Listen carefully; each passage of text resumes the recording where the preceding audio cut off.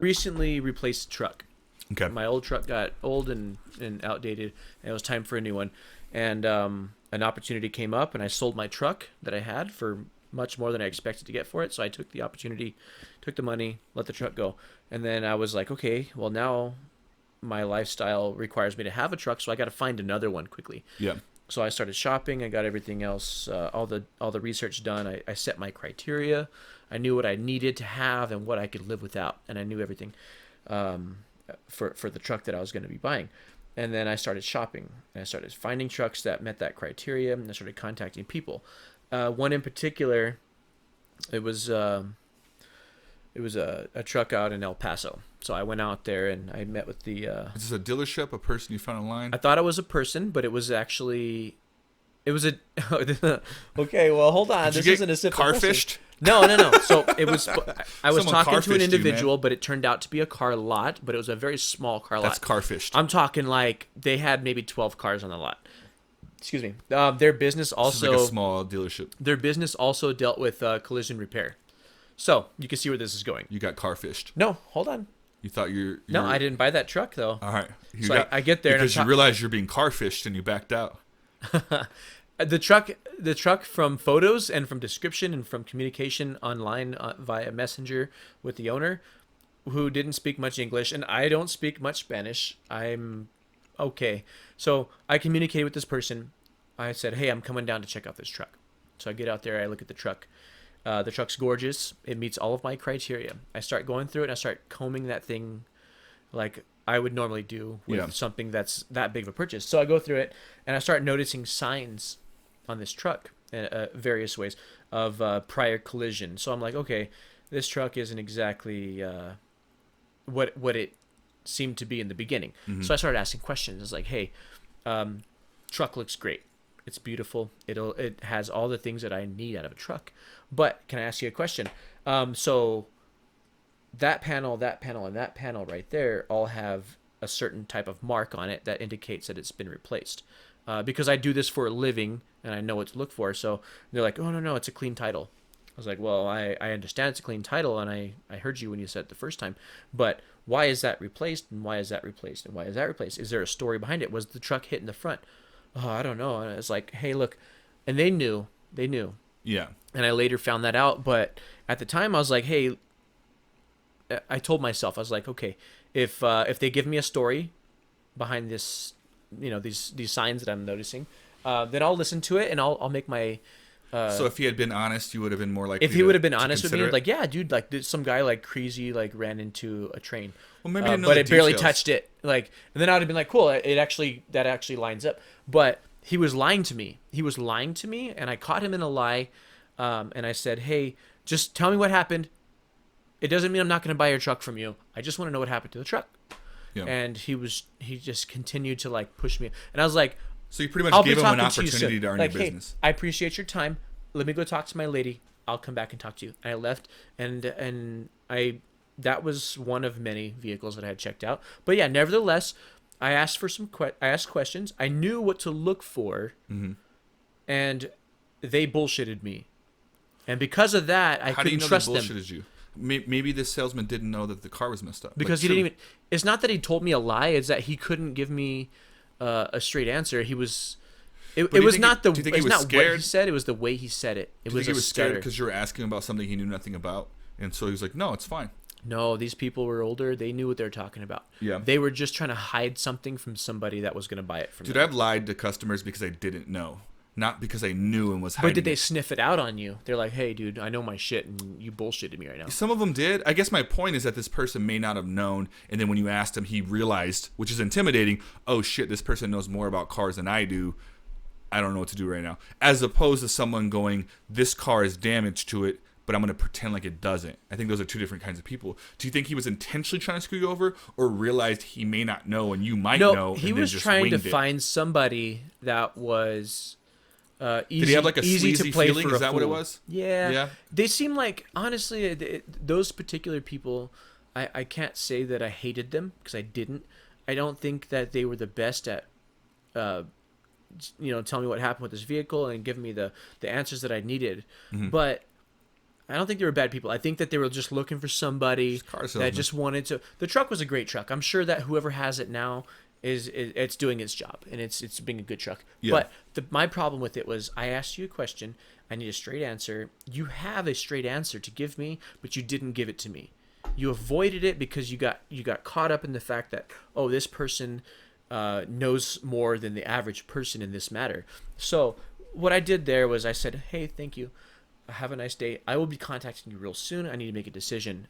Have a nice day. I left, went home, and then I saw other trucks from that point on, and then ultimately I made my decision, which was not that truck.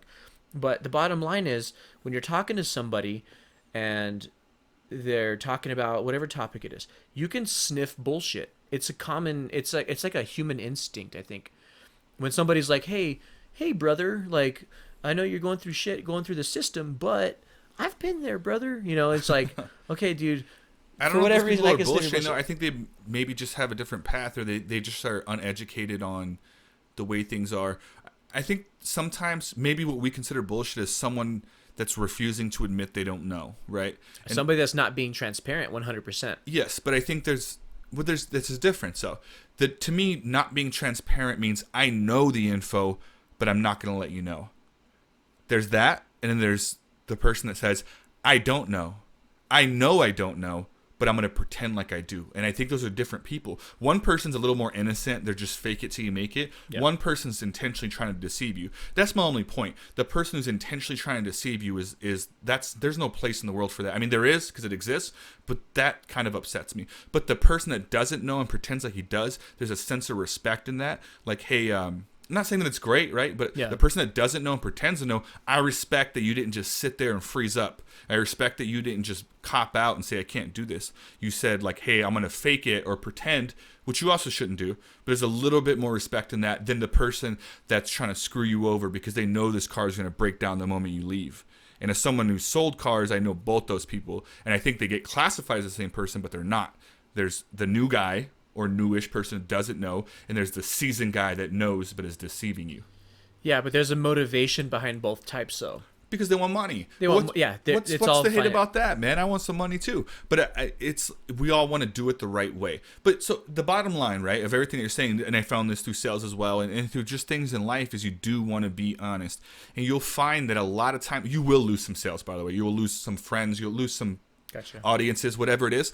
But if the intention is to be honest, I find personally that people react very well to that. I think it's the fear of being honest that makes someone do that. But I find that the very few times that I've said, like, hey, I don't know. Like, I don't know, but I want you to have this info. Is it okay if I ask my buddy real quick? Or, hey, I don't know that right now, but I can find out for you, okay? Mm-hmm. Like, people usually go like, hey, thanks. Like, yeah. But it's the fear of them going like, you fuck, and sometimes that happens. You idiot, you don't know what you're talking about. And in which case I'm like, I apologize again, and then just get a new salesman. But like, and those people, whatever, those are assholes, right? Mm-hmm. But for the most part, I think there's some benefit in learning how to be honest and say, I don't know. I think as a part of society today that people don't expand or explore enough, which is it okay to say I don't know?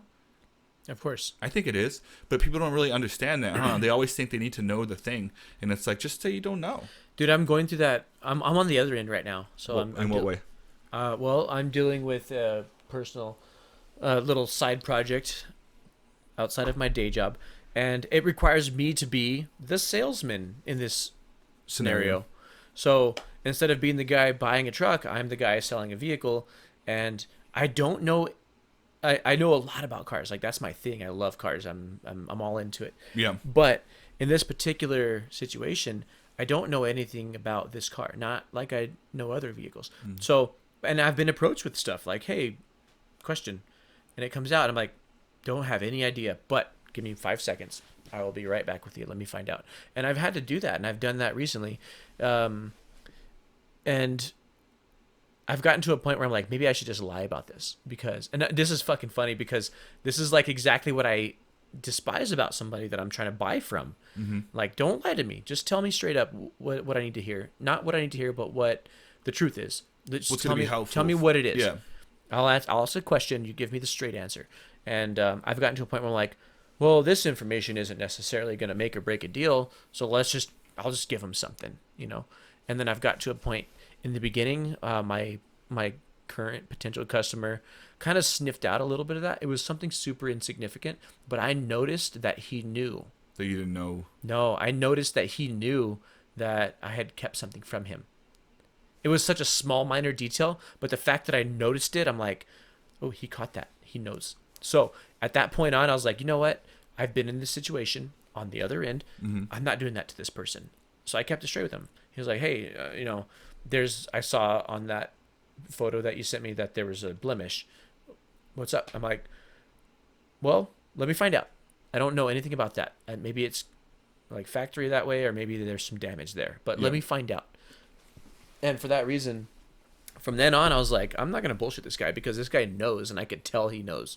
So then why risk losing it all for just making one quick, small lie, you know? And how did it end up with this person? Well, we're not finished yet. Well, God damn it. Enough rising action. The big day is on Saturday. We're dealing with a big... But how does it feel so far, I guess? Like, does it feel like the things that you're saying is working? Was it beneficial to realize that and go like, hey, I'm going to be a little bit more straight up with this person? Yeah, and it was never really an issue. Since we're talking about it and I'm like trying to point at something that's, relevant to what we're talking about. Yeah, it was such a minute detail. Yeah. But nevertheless, I registered it and I was like, hey, this is not something that I should be that type of person with.